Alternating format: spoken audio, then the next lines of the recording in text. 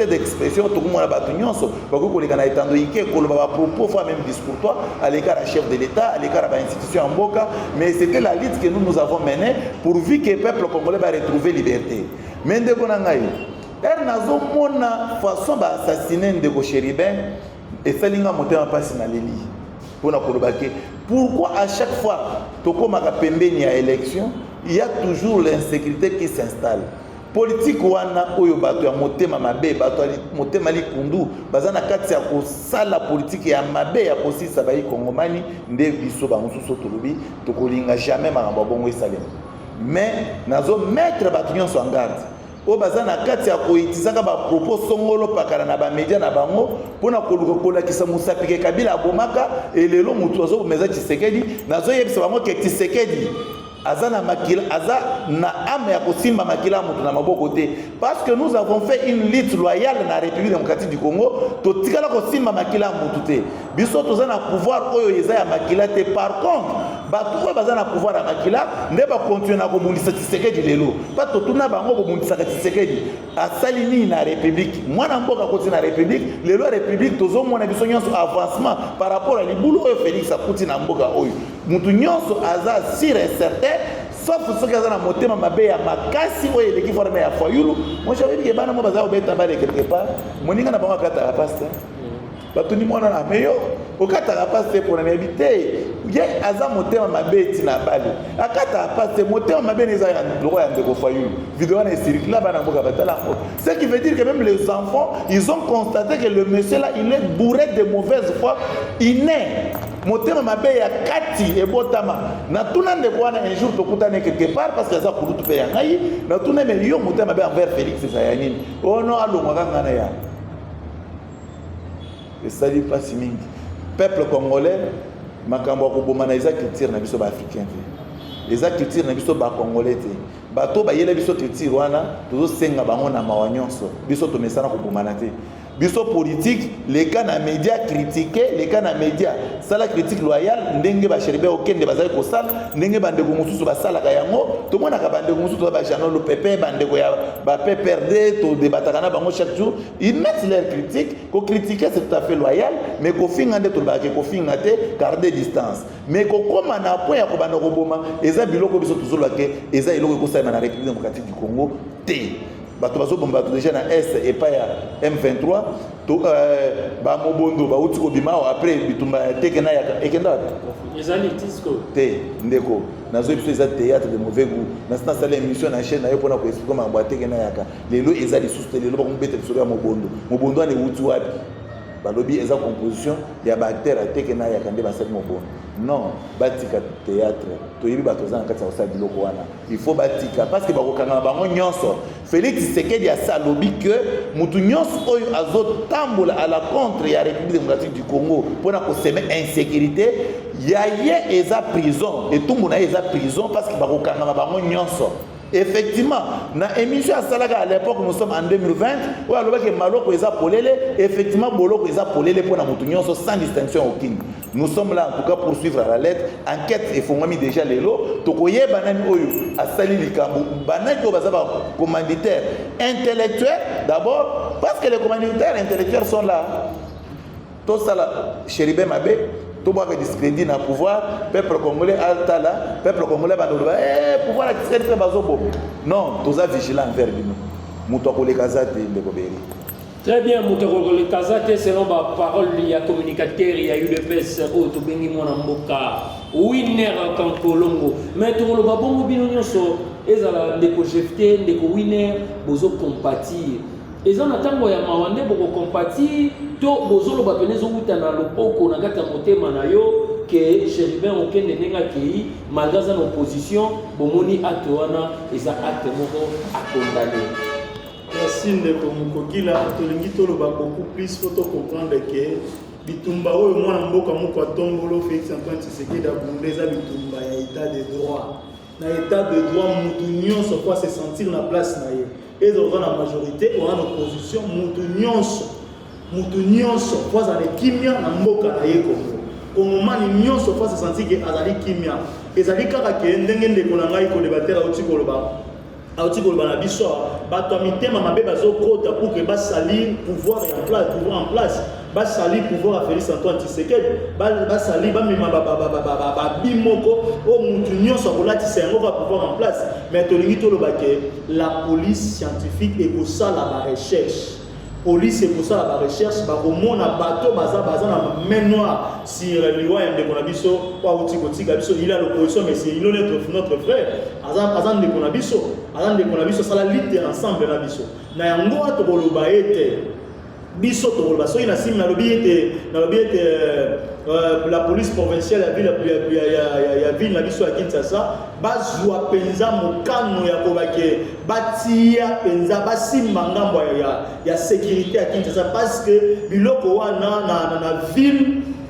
na ville boye ezosalama eza penza malamu mingi te balandela badongolo miso wana bandeko nyonso main noire nyonso oya derrière ba art ya boye bazwa yango pour que ba se retrouver na boloko to na posa bandeko nyonso wana ba se retrouver na boloko pour que batika biso to ko préparer pour ça la réélection chef de l'état boyebi que toujours préparer comme kuna mais orolobani pour Peter Kaza di oya zali VPM ya intérieur et puis na affaire coutumière orolobani na moto azali ministre ya intérieur provincial o to bengi comme Gracien Sakala parce que au bois qui karambela na commissaire na biso o to moni le général Kasso. Ouais, ndeko Peter azali ministre na biso intérieur affaire coutumière azali combattant ali mokuso bataki esika na hôtel koloba na émission mona lekaki avec gouvernement outi ko meza gouvernement moko pirement technique eza batie ba technicien si ba place moko esengeli pour que musale salema na ebisi biso que ndeko Peter soko zomona que il est en train de révéler ndeko Peter makambu nyonso azosala o nyonso ndeko Peter azosala ezali ke azali ko travailler sur base que sécurité ezonga na mboka mais moment o biso tozobi ke eza moment ke badongolo miso bato amitema mabe bandeko oyo bachumaki ibula molai pendant 18 ans ils sont derrière ba acte oyo pour que ba détruire pouvoir en place. Ils sont toujours derrière. Quand on voit qu'il y a Chéribin aucun des abattoirs, il y a déjà 18 ans passés. Est-ce que ça va? Ndeko makambo zo monana, makambo nyonso zo salama. Dobiso que la réalité c'est que batika pouvoir en place Félix aza maboko pembe. Aza moto ya bunda pona kinya mboka oyo, azo bunda pour que mutu nyonso azo vivre na kati ya mboka na ye aza na kinya. Wana zolo ba fanatisme te poza na union sacrée papa na ngai. Oyebi malamu kina na mutaja lote. Na lobaka makambo elongo bani soki moto tamboli mabe na yebi soki zonga awa. Zala awa parce que makambo ezo senga yo zala awa. Donc ngai muna tambola ndenge wana. Makila na ngai ndenge na zala kawa na zaka moto kobeta jale lote. Nazo yebisa biso que makambo ezo mona na bato bazo mettre main pour que ba bebisa pouvoir en place. Babebisa pouvoir à mwana mboka moko atombolo te dit que ba kosuka bango nyonso ba se retrouver là. Ndeko balobara il y a pas de mauvaises troupes, il n'y a que de mauvais chefs. Mais siko yoto roboa kambela et pas nani na makambo tozali komona na mboka parce que elle et bandaki o balobi que non Chéribin aucun de Tolandi yango hier balobi que Chéribin a porté disparu ba enlevé motoloko la Chéribin aucun de o yazalaki ministre na biso national ya transport moto oyo azalaki pembeni ya moto to bengi ya monene o parmi ba quatre opposants Moïse Katumbi Chapoe lelo boye akufa lokola ndeke akufa lokola mo intrigant akufa lokola moto moko boye ya pambala et bongo na nzela na kati ya motuka mais bozo mona te kenyo sur les arbres montés les arbres kabal dans toute pièce na keiko to na papa winner non ndeko omoni ce moto profit par spéculation et comme akebele mais vérité c'est que après tout il doit être la loi mais oya boyete oya bonde to lingite très bien oya boy ya ko assassiner moninga nde biso to lingite biso to lingaka to sa limite eza loyal to sala bitumba loyal ce qui est vrai ndeko wana azana opposition na ngamba ndeko Moïse Katumbi asangana na bandeko Fayulu et consort mais tout monde a bango moko na ba marche na bango bazaki na ba minduki mais Chéribin okenda kufina nini akufina minduki qui ne veut pas nous dire que na kati na bango wana pe ekoki moi suspect moko kozala yango ndende kwa uti ko yebi so tozozela enquête oyo ba kosala la police scientifique, ainsi que les techniciens avérés. Il y a service à renseignement, il faut dénicher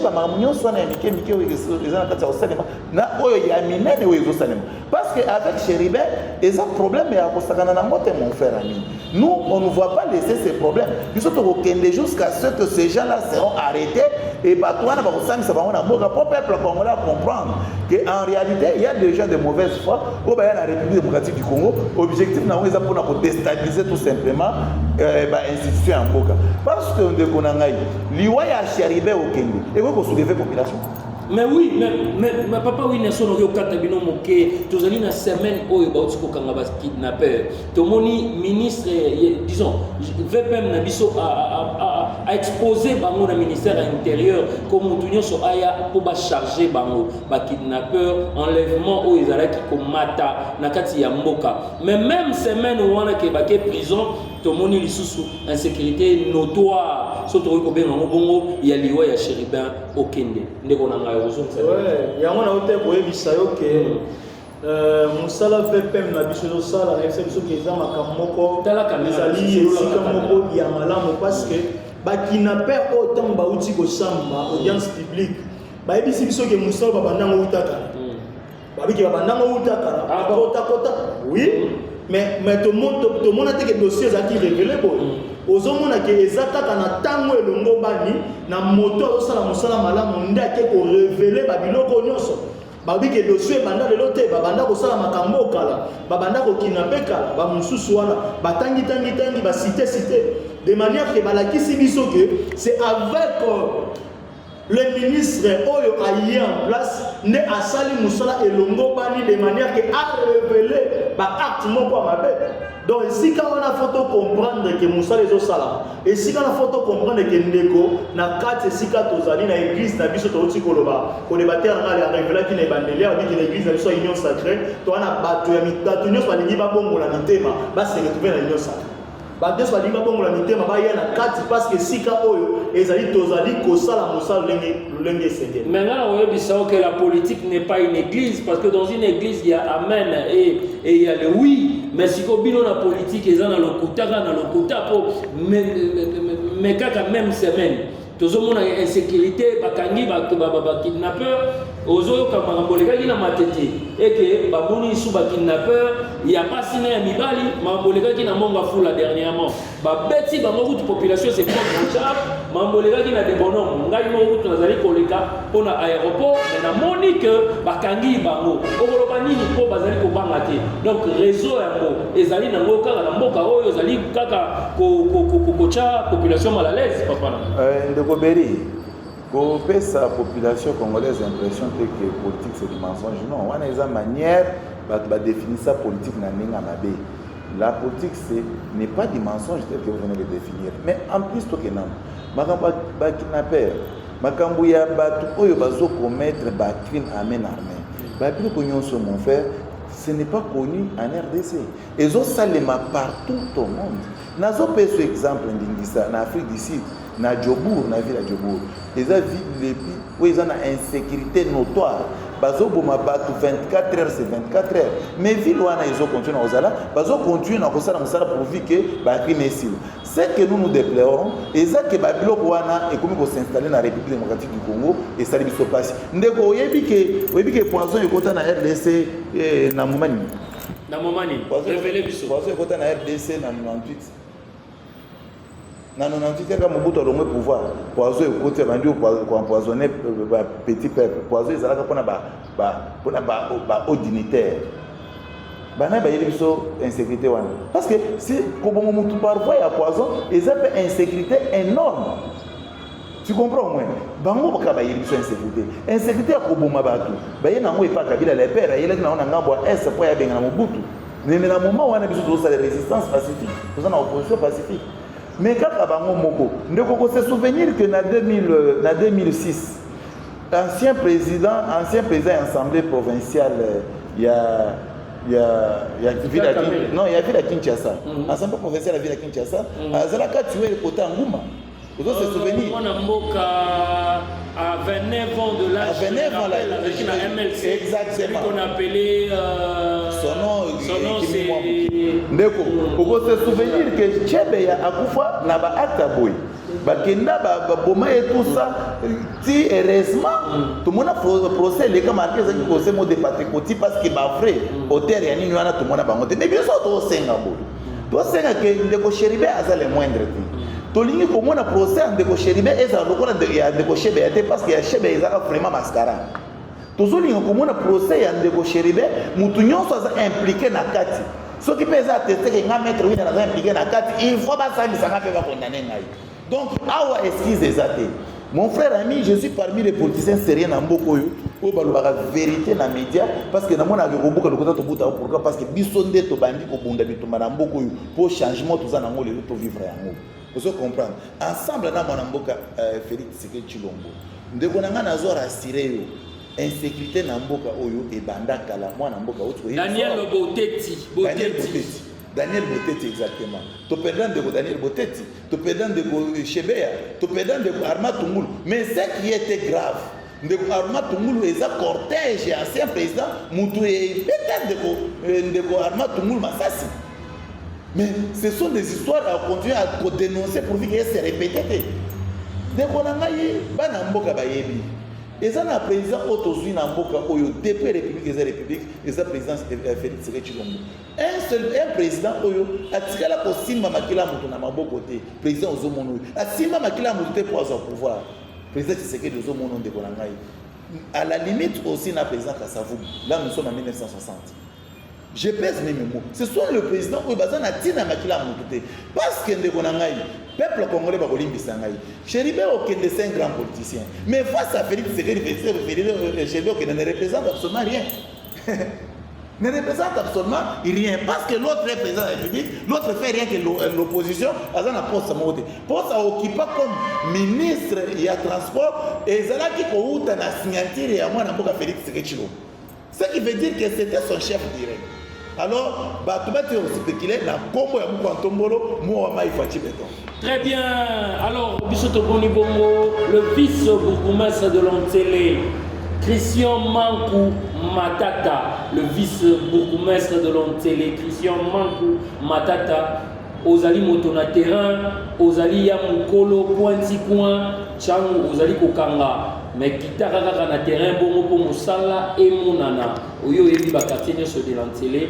Bientôt tozala pa na yo to mon Lontsele ndenge nini ezali kotambola. Est-ce que sécurité kuna Lontsele ezali tomoni pe bongo le bourgmestre maintenant de Kimbantseke. Il s'appelle Jano Canon Larose. Jano Canon Larose.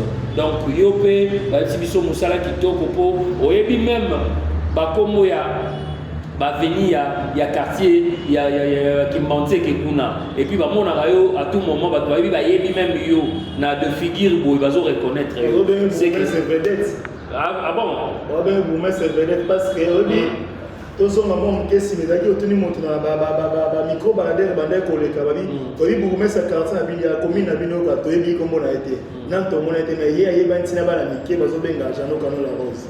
Voilà, bon, on est engagé que yo, Mutozali, président de la jeune, natif de Kimbantseke. Natif de Kimbantseke, les motos à l'État contre la Kimia.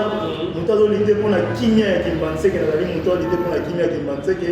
On a confirmé vraiment Misala et à Mboka Jano Canon Larose parce qu'il est à tout moment avec moi, il est à tout moment avec ma population de Kimbantseke. Très bien, alors on a tout le monde les DG maintenant de la FIKIN, la foire internationale de Kinshasa, Didier Kabampele, Moussa les amis comme Monana, donc Bagé Oboyo Karaya Mwambe, Bagé Obana Barumanoer, Osana FIKIN.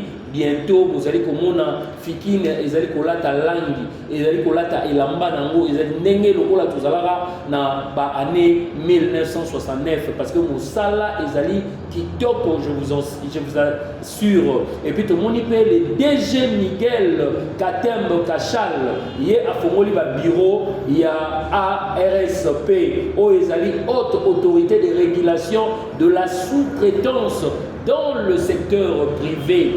Na non Kivu na Goma kalate zo fongoma mususu na Kivu kaka kalate, donc zo fongola ba bureau partout parce que améliorer classe moyenne et puis à cette élite autolobara ya réduction de la pauvreté. Et puis c'est un millionnaire. Bravo au chef de l'État que nous appelons le symbole de l'unité national, d'avoir choisi la personne de DG Miguel Katembo Kachal, parce qu'il est un millionnaire, un économiste, et puis il y a babengi mambo ya mboka ya finance. Donc c'est-à-dire qu'il faut que le patrimoine ya moto na moto.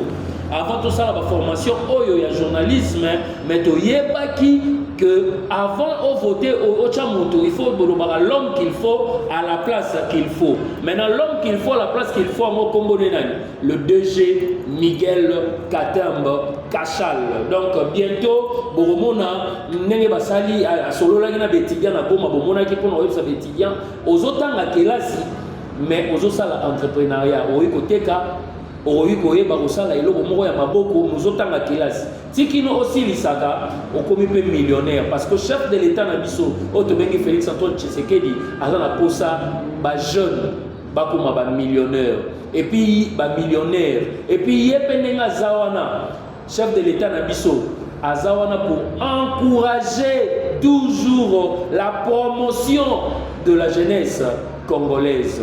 Tous les bons invités na biso parce que vous avez un sujet très crucial il y a assassinat. Il y a mon amboka Sheridan Okende Obinomo Boyebi azalaki bongo na combat na pembeni ya Moïse Katumbi Chapwe et azalaki bongo enlevé soi-disant selon ba source et puis les loboye ba yo kokuta na motuka na ye soi-disant déposé à 2h du matin. Il paraît na 2h du matin dans sa voiture na jeep na ye il y a sans vie, dans d'autres na ezali sans vie. Alors ba acte bongo tous allez condamner en communauté internationale bazali komona ezali malamu te ba imboka tous allez ba politique na tango ya Mobutu asalaki eloko babengi institut oyo babengaka institut ezalaki ya institut moko ezali ezali la ENA, donc école nationale d'administration. Donc ils ont ça ba politique na nzela parce que les lobos tous benga ba politiciens mais tous ala qui n'attend Mobutu na ba homme d'État. Donc c'est-à-dire que baimboka wazali politique fallait la moto azali na moto azali maele, moto azali na boania, moto azali na bon moto, hein, o azali na bon mbongwana na kati na ye. Mais le lot azali komona moto ala mukini na tongo akomi politicien. Moto moko bo azali ki na ye koteka soki mpiodi akomi politicien. O azali na elo côté na moto, yango moni biso en tant que coordonnateur azali koloba, il y a Asibel à part les antivaleurs au Congo. Tolobi, non contre la corruption, non contre les enlèvements, non contre le kidnapping, non contre l'insécurité qui bat son plein dans notre pays qu'on appelle la République démocratique du Congo, un pays très cher à son excellence Félix Antoine Tshisekedi. Banamboka la zone bino pour nous clôturer sujet oyo mona oya suka pona insécurité ya Sheridan Okenge. Moi ya suka exact oui, tali insécurité, nazo sala appel na Kasongo. Général, esquisse ezate. Sécurité à ville à Kinshasa, eza na maboko na yo. Il faut que ça la mosala ndenge elongomani. Parce que ozwaka misolo pour la sécurité wana. Tokosepela o sécuriser bana mboka. Na koloba ndenge nalobaki l'autre fois parce que l'autre fois nalobaki maloba makasi na mona ba service no benganga pona oyebisanga ke non maloba bongo eza bien te à l'égard mokonzi ya ville.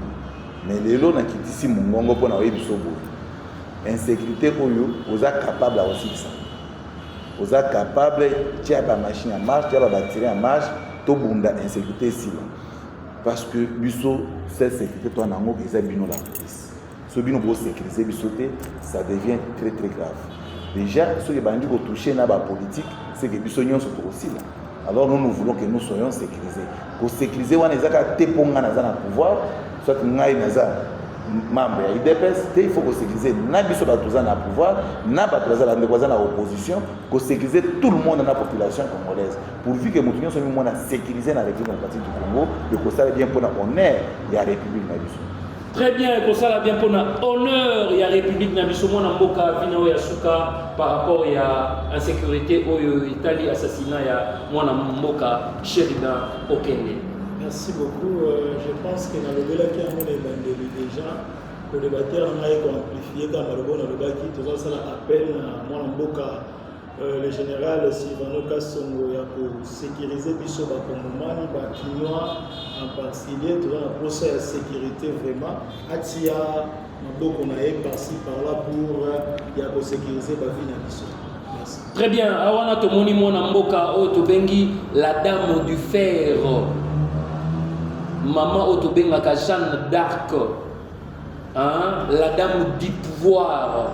Carole Agito Amela Abanga Pakwa territoire nyonso oyo ya Ango ya Aketi ya Bambesa ya Buta territoire nyonso ya Bondo bomoni makambo ezosala na bazuele eza ba œuvre ya madame Carole Agito Amela Abanga Pakwa. Mais le loboye sortie officielle, il y a parti politique Otobengi agir pour le Congo. AJPC Namokuse bientôt à Ouazali pour Salama. Ezali parti Oyoye ko changer Makambo et ko vanter nango la route. Mais Ezali wana kaka ko soutenir vision ya chef de l'État Félix Antoine Tshisekedi. Tomoni pe bongo l'honorable Francis Chibalabala ou babengi bongo likofi ya changu ngana benga kae l'espoir de toute une génération. Tomoni pe bongo les conseillers Tositaka Gigi Mulenda Nour Mulamba Chibalabala Jekobea et fils Mukoko armé le bâtisseur tshisekédiste, les gardiens du temple. Tous ont une bonne question au total ici awa. Élection pour nous qui le 20 décembre 2023. Commission électorale nationale indépendante au Ekumbami Bongo na Mwana Mboka Denis Kadima. Après beaucoup d'anina, les 4 opposants, Martin Fayoulou, Moïse Azalakite, Atindaki Sejenaye, ensemble, représentant qui est, tout le monde qui bongo Délice Sanga, tout le monde qui peut bongo Moto Babengi, Matata Ponyo. Erba Sololina, Mwana Mboka, na Balobi Kete, 9 erreurs ezali. Bazana pour ça fichier électoral ezala fiable. Bazana pour ça que élection oyo ezala apaisée, ezala transparente, mais lisusu et que observateur bazala na ba expert, il y a ba partie prenante bazala wana pour élection et salama na limemia bino bomoni ndenge nini ba vina bino communicateur winner Kankolo. D'abord la partie auto tanga Congo bazana expert moko te na kati ya partie na bango wa yili mambo ya élection. Experts internationaux. J'arrive. D'abord, tu vas dans la partie. Il y a des leaders au Tangico. Dans la partie, tu as un expert mon côté en matière électorale. Pour ce bazala, tu as réclamer ils ont un sens. Ils ont un sens. Ils ont réclamé qu'il faut bango éroditer le fichier électoral. Le fichier électoral est une colobanie. Fichier électoral est le nombre des enrôlés. Il n'y a que ça, il n'y a pas 3 ou 4, 5 intelligences là derrière. Nombre d'enrôlés au bateau se retrouve dans Katia où va composer fichier. Mais mon frère ami, quand il m'appelle si son nombre d'enrôlés au bateau dans Katia fichier, il y a 44 millions. 44 millions. Maintenant, vous savez qu'il faut fichier audité dans un expert international. Est-ce que Namibeko ya mboka ya République démocratique du Congo na loi électorale eza na disposition moko légale elobi que fichier na CENI il faut ezala audité par ba experts internationaux etikala kozala te koaudite fichier eza intelligence ya organisation ya CENI oyo prévoir place moko ya 5 jours pourvu que basa l'examen ya fichier. C'est tout comme CENI et Moukoko Sal, mais CENI a préféré à non. Bien que nous avons des experts, mais il faut pas accompagner par experts neutres.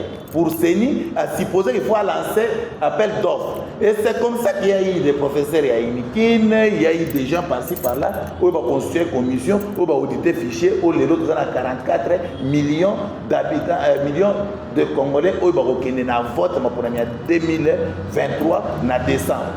Mais mon frère, bato yotani Congo, ils ont faux fouillant.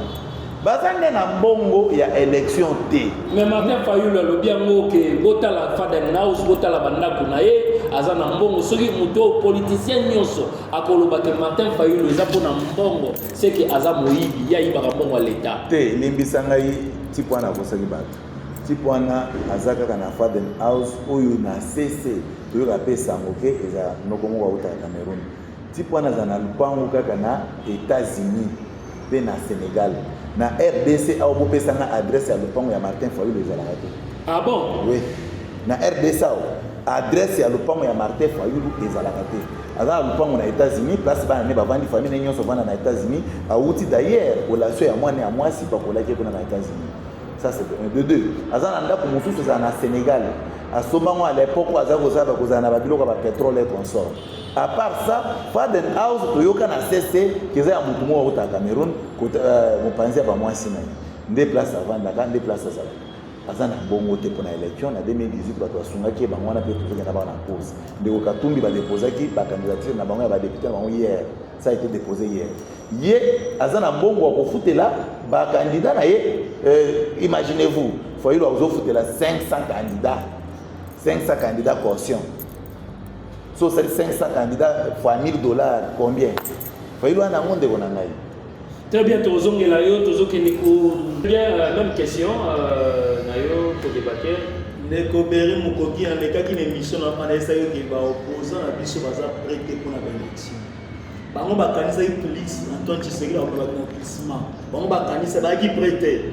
Or elo na yebisaka yo ke loko mwana mboka Antoine Félix Antoine Tshisekedi akoki kosala te glissé. Eloko akoki kosala te abo respecter mobekoli konzi ya mboka yango bakomi koluka ba raison kidi awa koluka biso ba raison pa bisika nyonso. Na lingi na yebisa yo ke biso tozalaki prêt to bandeta to koti to suit après passation en pouvoir to yebaki ko bandalia ko préparer élection na biso. Tozalaki déjà prêt pour aller aux élections aujourd'hui. Nous sommes baza prêté ba ngolo ko makela pa bazalaki prêté. Na yebisa ke Fayulu azalaki prêté parce que Fayulu ba mamaki na mokongo ba ko ici batiki ye. Lokwa batiki akokenda na ko voter ye.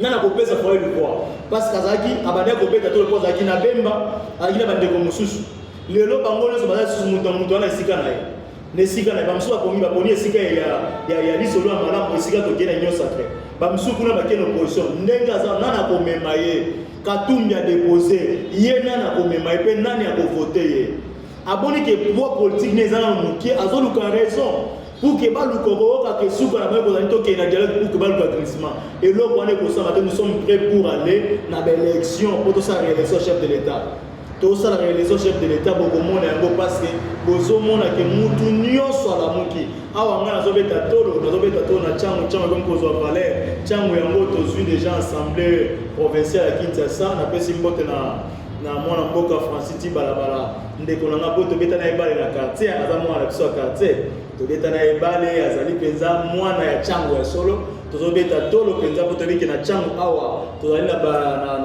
bana changu mungo tema kwa Emmanuel Chipaka Emma Beton azotema la carte Kigan kozomona ke changu vraiment awa iza tokene sike longobani oyo mwana nyonso changu azo travailler ça déjà éveillé et on a déjà prêt pour les élections. Très bien, Balobi on va aller prêt pour les élections, bango banani, bango bazali na union sacrée, bango bazali Mokotani, il y a président de la République, Félix Antoine Tshisekedi. Tomoni Bongo, coach Sankara, coach iPhone, secrétaire héritier Minga, Sek Evra, Ghana, intendant Abed Falcao, docteur Chancel Kiemba, Bangalala, Tomoni Bongo Pemona Mboka, Papi Tamba, les gagnants du fait. Alain Maké, les conseillers, vice-président de la Ligue de jeunes de l'UDPS, Maître Mouké, Moukengeshai, Jekobea, Tobi Kayumbi, Banamboka, pour nous ça mot de la fin et puis on peut s'appeler Bamboté. Pour nous ça, na sengi na peuple congolais, élection est réelle. Toujours qu'il y a une élection en décembre, élection est allée. Donc, l'état-major nyonso et l'UDPS, vous continuez à toujours mobiliser. Parce que les autres adversaires, ils ont un niveau de mobilisation, ils ont constaté que dans l'Union sacrée, particulièrement dans l'UDPS. Et les adversaires, ils ont des hypothèses. Ça s'appelle les hypothèses. Donc, nous avons invité les Congolais à l'élection élection. Mais, si vous avez ça, président de la République, Mbote place Azali, parce que nous na évité Congo ezaki na posa ya mukambi ya kokanga mboka oyo mais nzambe ayi kotindela république mutu Moïse ya république c'est son excellence monsieur Félix Tshisekedi Tshilombo, un homme plein de beauté na motema mutu aza na bolingo etonda pour la république. Donc nzambe merci. À chaque fois, bato bazo sambela na kombo nzambe baza kotisa kombo Félix Tshilombo parce que yé aza vraiment émanation de Dieu lui-même en personne. Mais ndeko na kobosa na te il faut na pesa toni mwaba le mener en toge son excellence ya yombote yangwana bikofi ya changu. Honorable. Yé na lobo ya bien comprendre déjà mbongebeti Francis Chibalabala.